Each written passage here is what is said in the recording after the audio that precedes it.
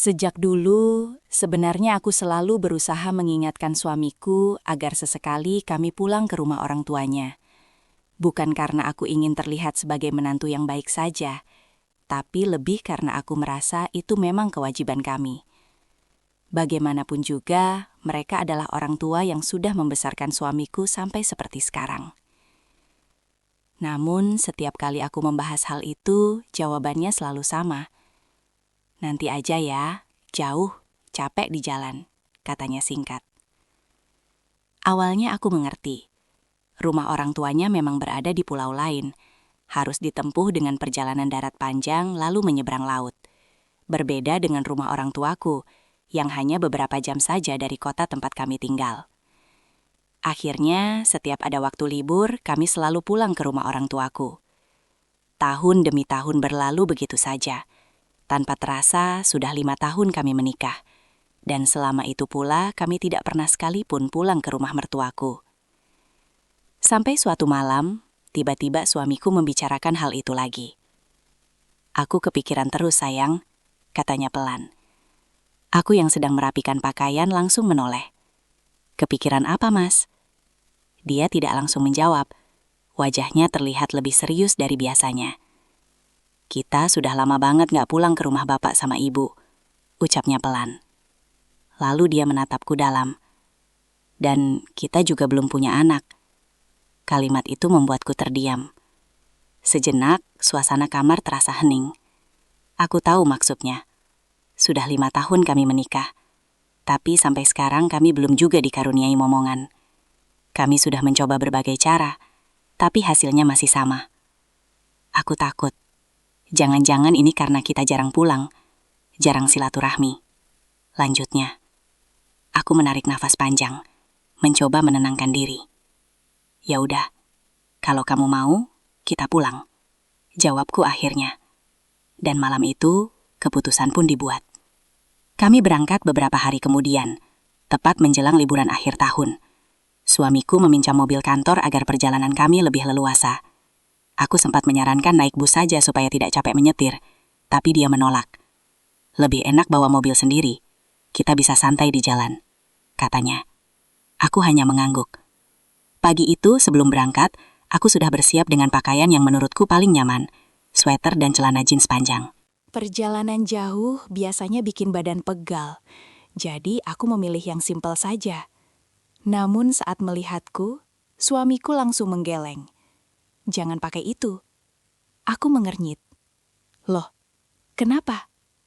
"Pakai gaun pendek aja," katanya santai. Aku sempat bingung. "Perjalanan jauh loh, Mas." Dia tersenyum kecil. "Kita kan pakai mobil sendiri, nggak perlu ribet." Aku masih merasa aneh, tapi akhirnya menurut saja. Lagi pula aku memang terbiasa memakai gaun pendek di rumah atau saat santai. Perjalanan dimulai dengan lancar. Jalanan masih sepi, udara pagi terasa segar. Kami sempat bercanda di mobil, mengingat masa-masa awal pernikahan kami yang terasa seperti bulan madu tanpa henti. Namun semakin jauh perjalanan, entah kenapa perasaanku mulai tidak nyaman. Bukan karena jalanan, bukan karena cuaca, tapi karena sesuatu yang tidak bisa kujelaskan. Kami tiba di pelabuhan menjelang siang. Suasana cukup ramai. Deretan kendaraan sudah mengantre untuk masuk ke dalam kapal penyeberangan. Angin laut bertiup cukup kencang, membawa aroma asin yang khas. Saat mobil kami mulai masuk ke dalam kapal, aku menatap keluar jendela. Laut terlihat luas dan bergelombang. Tiba-tiba saja dadaku terasa sesak. Seperti ada firasat. Seperti ada sesuatu yang akan terjadi. Tapi aku tidak tahu apa. "Kenapa?" tanya suamiku sambil melirikku. Aku menggeleng cepat. "Nggak apa-apa. Cuma pusing sedikit." Padahal sebenarnya, perasaanku lebih dari sekadar pusing. Ada rasa tidak tenang yang perlahan muncul. Begitu kapal mulai berlayar, tubuhku langsung bereaksi. Aku memang selalu mabuk laut. Pusing, mual, dan lemas datang bersamaan. Bahkan untuk sekadar duduk saja rasanya sulit. Melihat kondisiku, suamiku mengajakku menyewa kamar kecil milik ABK, agar bisa beristirahat. Aku langsung rebahan begitu masuk. "Mas, aku mau tidur aja ya," kataku pelan. Namun bukannya mengiyakan. Suamiku malah tersenyum dengan ekspresi yang membuatku sedikit curiga. "Sebentar aja," katanya pelan. Aku langsung paham maksudnya. Dalam kondisi pusing dan lemah seperti itu, sebenarnya aku ingin menolak. Tapi aku tidak tega. Akhirnya, aku hanya menghela napas dan menurut. Kupikir semuanya akan cepat selesai seperti biasanya. Dan memang benar. Tidak lama kemudian suamiku berdiri. "Aku ke atas dulu ya. Mau ngopi sama ngerokok," katanya santai. Aku hanya mengangguk lemah. Pintu besi kamar itu tertutup. Dan perlahan, aku tenggelam dalam tidur. Aku tidak tahu berapa lama aku tertidur. Yang aku ingat, aku seperti berada di antara sadar dan tidak. Tubuhku terasa ringan. Kapal bergoyang pelan. Dan di tengah rasa kantuk itu, aku mendengar sesuatu. Suara pintu. Krek. Aku tidak membuka mata. Kupikir itu suamiku yang kembali. Dengan suara lemah, aku sempat berbisik. "Taruh aja minumnya di situ." Namun tidak ada jawaban. Hanya suara langkah pelan. Dan entah kenapa, jantungku tiba-tiba berdetak lebih cepat. Seolah ada sesuatu yang tidak biasa. Seolah yang datang bukan orang yang seharusnya. Aku masih memejamkan mata. Mencoba meyakinkan diriku sendiri kalau itu hanya perasaanku saja. Mungkin karena pusing, mungkin karena efek obat, atau mungkin karena kapal yang terus bergoyang membuat pikiranku jadi kacau. Namun suara langkah itu terdengar jelas. Pelan. Berhati-hati. Seperti seseorang yang tidak ingin membangunkanku. Jantungku mulai berdetak lebih cepat. Aku ingin membuka mata. Sungguh. Tapi tubuhku terasa berat. Kelopak mataku seperti tertahan. Dan kepalaku masih berputar. "Mas," gumamku pelan, tanpa membuka mata. Tidak ada jawaban. Hanya suara napas. Dekat. Terlalu dekat. Aku mulai merasa aneh. Biasanya, suamiku akan langsung menjawab, atau bahkan menggodaku. Tapi kali ini, sunyi. Tanganku bergerak sedikit. Mencoba meraih sisi tempat tidur. Memastikan keberadaan orang di dekatku. Namun sebelum sempat menyentuh apapun, aku merasakan kehadiran itu semakin dekat. Seolah berdiri tepat di sampingku. Aku menelan ludah. Perasaanku mulai tidak enak. Namun di saat yang sama, tubuhku masih terlalu lemah untuk bereaksi cepat. Kapal bergoyang cukup keras saat itu. Suara mesin terdengar berat dari kejauhan, bercampur dengan bunyi besi yang bergetar. Dalam kondisi setengah sadar itu, pikiranku seperti terbelah dua. Satu sisi mengatakan ini suamiku. Sisi lain menolak mempercayainya. Karena ada sesuatu yang berbeda. Sangat berbeda. Aku mencoba membuka mata sedikit. Hanya sedikit. Namun pandanganku buram. Yang terlihat hanya bayangan gelap dan cahaya samar dari ventilasi kecil di atas. Sosok itu ada, tapi tidak jelas. Aku kembali menutup mata. Mungkin lebih baik aku tidak melihat. Mungkin lebih baik aku tidak tahu. Waktu terasa berjalan lambat. Atau mungkin justru terlalu cepat. Aku tidak yakin. Yang aku rasakan hanyalah keganjilan. Gerakan yang tidak seperti biasanya. Sentuhan yang terasa asing. Dan keheningan yang membuatku semakin tidak nyaman. "Mas," bisikku lagi. Kali ini sedikit lebih jelas.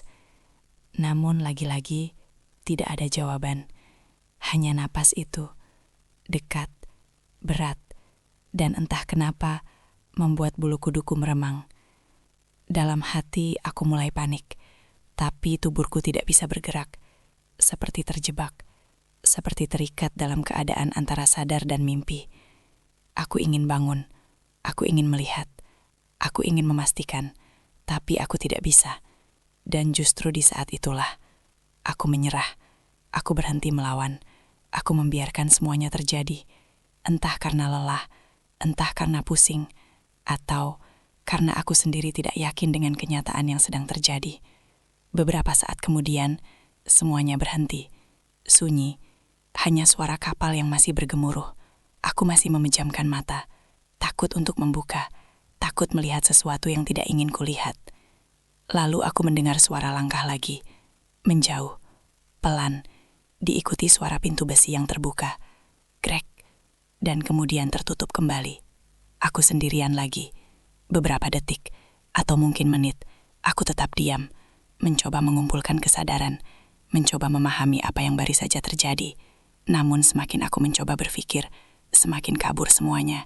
Akhirnya, rasa kantuk itu kembali menarikku, lebih dalam, lebih kuat, dan aku pun tertidur lagi. Aku tidak tahu berapa lama aku terlelap. Yang jelas, ketika aku membuka mata lagi, suasana sudah berbeda, lebih terang, lebih ramai, dan suara dari luar kamar terdengar lebih jelas. Bu. Maaf, Bu.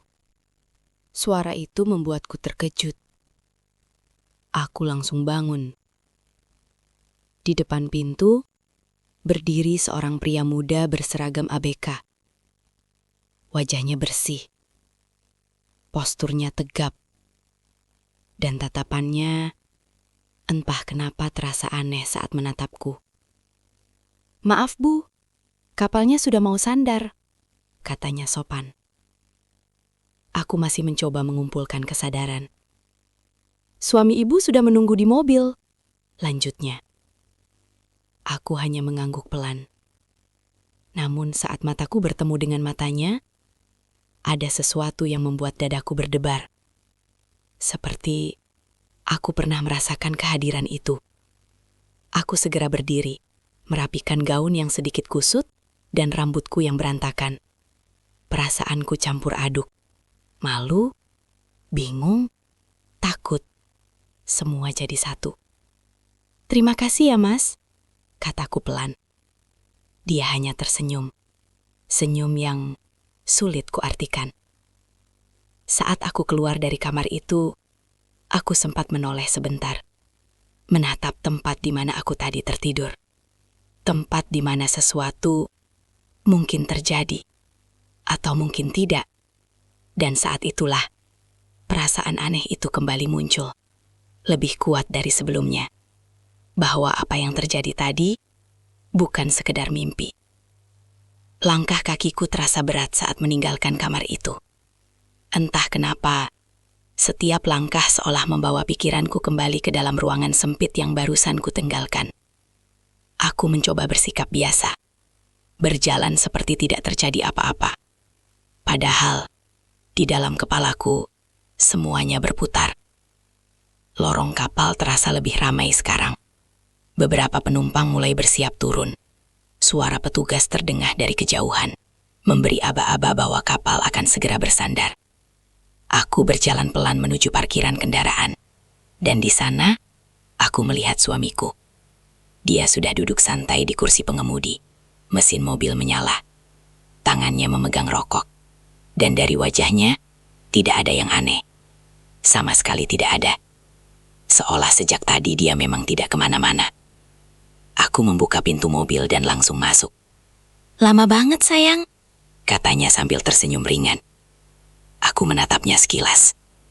Iya, ketiduran, jawabku singkat. Aku mencoba terdengar normal. Meskipun sebenarnya, aku tidak yakin bisa. Mobil mulai bergerak perlahan keluar dari kapal. Suasana di dalam mobil terasa hening beberapa saat. Aku terus memikirkan satu hal. Satu pertanyaan yang tidak bisa kutahan lagi. Mas, kataku pelan. Iya, jawabnya santai. Matanya tetap fokus ke jalan. Aku menarik napas dalam. Tadi, kamu sempat ke kamar ya? Pertanyaan itu keluar begitu saja, tanpa bisa kutahan. Suamiku langsung menoleh cepat. Kamar? Enggak, jawabnya. Aku menelan ludah. Maksudnya sama sekali nggak balik. Dia menggeleng. Aku di atas terus, ngopi sama ngerokok. Kenapa emang? Dunia terasa seperti berhenti sejenak. Aku memaksakan senyum kecil. Enggak, aku kira kamu sempat balik, kataku pelan. Dia tertawa ringan. Kamu mimpi kali. Mimpi. Kata itu langsung terngiang di kepalaku. Aku diam, tidak melanjutkan pembicaraan. Tapi pikiranku justru semakin berisik. Kalau itu mimpi, kenapa terasa nyata? Kalau itu mimpi, kenapa aku ingat setiap detailnya? Tiba-tiba aku teringat sesuatu. Minuman. Camilan. Mas, kamu tadi beliin aku minum sama camilan kan? Tanyaku lagi. Mencoba memastikan. Dia kembali menoleh. Kali ini dengan ekspresi bingung. Enggak, aku nggak beli apa-apa. Dadaku langsung berdegup kencang. Loh, tapi aku berhenti. Tidak melanjutkan kalimatku. Karena aku sendiri mulai ragu. Suamiku mengernyit. Kamu kenapa sih? Beneran mimpi kayaknya. Katanya sambil tertawa kecil. Aku ikut tertawa. Pura-pura. Iya kali ya, jawabku pelan. Tapi di dalam hati, aku tahu. Itu bukan mimpi. Mobil terus melaju meninggalkan pelabuhan. Namun pikiranku masih tertinggal di kapal. Di kamar itu. Di sosok yang tidak jelas. Dan yang paling membuatku tidak tenang adalah satu kemungkinan yang mulai muncul. Perlahan. Tapi pasti. Kalau bukan suamiku, lalu siapa? Aku mencoba mengingat kembali. Suara langkah itu. Napas itu. Keraguan itu. Dan tiba-tiba, wajah seseorang muncul di pikiranku. ABK yang tadi membangunkanku. Jantungku langsung berdegup lebih kencang. Aku menggeleng pelan. Tidak. Tidak mungkin. Tapi semakin aku mencoba menolak, semakin kuat bayangan itu muncul. Tatapannya. Senyumnya. Cara dia melihatku. Aku menoleh ke arah suamiku. Dia terlihat santai. Seolah dunia ini baik-baik saja. Sementara aku duduk di sampingnya dengan rahasia yang mulai menghantui pikiranku sendiri. Perjalanan masih panjang. Masih berjam-jam lagi menuju rumah mertuaku. Dan di sepanjang perjalanan itu, aku hanya diam. Sampai akhirnya, sekitar 1 jam setelah meninggalkan pelabuhan, suamiku tiba-tiba berbicara. Kita mampir dulu ya, katanya. Aku menoleh. Mampir kemana? Dia tersenyum. Ke rumah teman lama, dekat sini. Aku mengernyit. Sekarang? Dia mengangguk. Iya, mumpung lewat. Udah lama nggak ketemu. Entah kenapa, perasaanku langsung tidak enak lagi. Seolah perjalanan ini belum selesai memberikan kejutan. Dan aku tidak tahu bahwa yang menunggu di depan akan jauh lebih menyakitkan daripada apa yang terjadi di kapal. Aku tidak tahu kenapa. Tapi, sejak suamiku mengatakan ingin mampir ke rumah temannya, perasaanku langsung berubah. Ada kegelisahan yang tiba-tiba muncul. Tanpa alasan yang jelas. Mobil terus melaju. Meninggalkan jalan utama dan masuk ke jalan yang lebih kecil. Pepohonan mulai rapat di kanan kiri. Suasana jadi lebih sepi. Matahari mulai condong ke barat. Cahayanya berubah jingga. Menambah kesan sendu yang entah kenapa terasa menekan dadaku. Ini daerah lama aku dulu.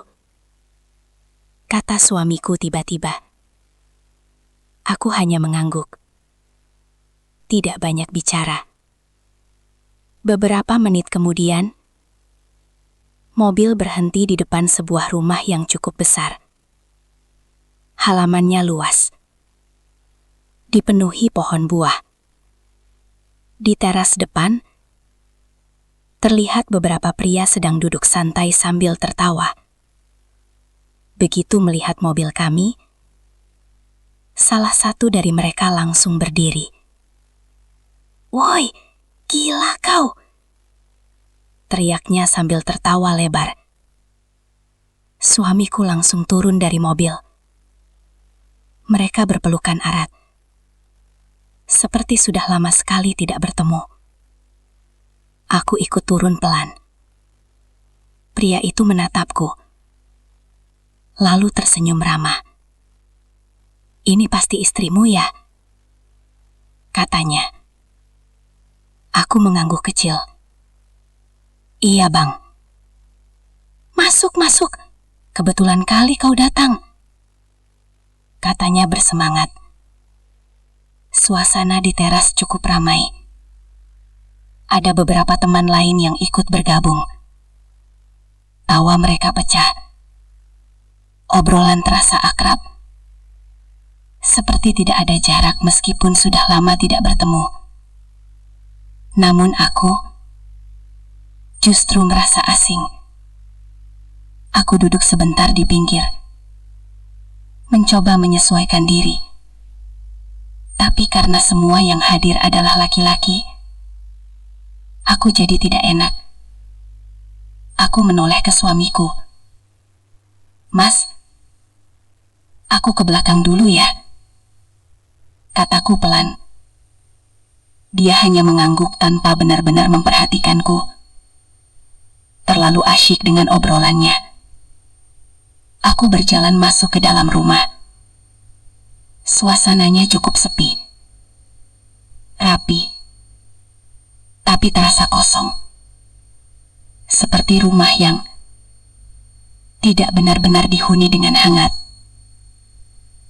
Setelah dari kamar mandi, aku berniat kembali ke depan. Tapi langkahku terhenti saat mendengar suara mereka dari teras. Mereka sedang membicarakan sesuatu, dan entah kenapa, namaku terdengar disebut. Aku tidak sengaja berhenti, bukan untuk menguping, tapi kakiku seperti menolak melangkah. Dia nggak tahu ya, suara salah satu pria terdengar pelan. "Belum," jawab suara lain. Lalu, suara suamiku.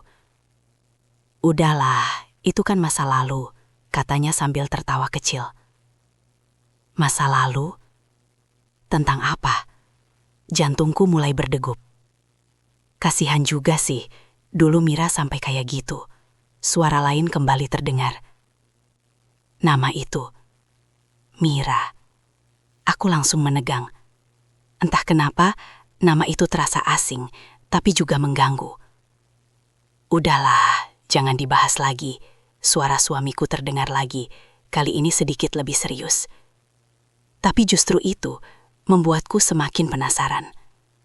Aku mundur pelan, berpura-pura tidak mendengar apa-apa. Tapi pikiranku sudah penuh. Mira. Siapa dia? Aku kembali ke ruang tengah dan duduk di sofa. Beberapa menit kemudian, pria yang tadi menyambut kami, yang dipanggil Bang Joni, masuk ke dalam. "Sendirian aja, Mbak?" tanyanya ramah. Aku tersenyum kecil. "Iya, nggak enak di luar, laki-laki semua." Dia tertawa ringan. "Iya juga sih, istri saya juga nggak ada." Aku menoleh. "Nggak ada." Dia mengangguk. "Baru berangkat pagi tadi, ke luar negeri, jadi TKI di Taiwan." Aku sedikit terkejut. "Oh, gitu." Suasana jadi agak canggung, tapi aku melihat kesempatan untuk bertanya. "Bang?" kataku pelan. "Iya, itu tadi yang di luar kalian sempat nyebut nama Mira." Dia langsung diam. Wajahnya berubah. Aku menelan ludah. "Siapa? Mira, Bang?" tanyaku hati-hati. Beberapa detik, Dia tidak menjawab, hanya menatapku, seolah menimbang sesuatu. "Udahlah Mbak, itu cerita lama," katanya akhirnya. Tapi justru itu membuat hatiku semakin tidak tenang. "Bang, tolong jujur sama saya," kataku pelan, tapi tegas.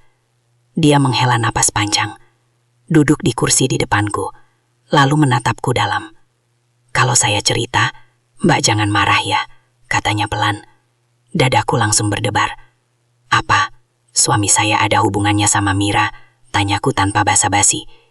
Dia terdiam, dan dari diamnya itu, aku sudah mendapatkan jawabannya. "Dulu," katanya akhirnya, "suami Mbak hamil menikah sama Mira." Seolah ada sesuatu yang jatuh di dalam dadaku. Aku diam, tidak bergerak, tidak bicara. Bahkan mereka sudah tunangan, lanjutnya pelan. Duniaku seperti retak. Semua yang selama ini aku percaya, tiba-tiba terasa seperti kebohongan. Terus, kenapa nggak jadi? Tanyaku dengan suara bergetar. Bang Joni menunduk, lalu berkata pelan, "Karena suami Mbak pergi."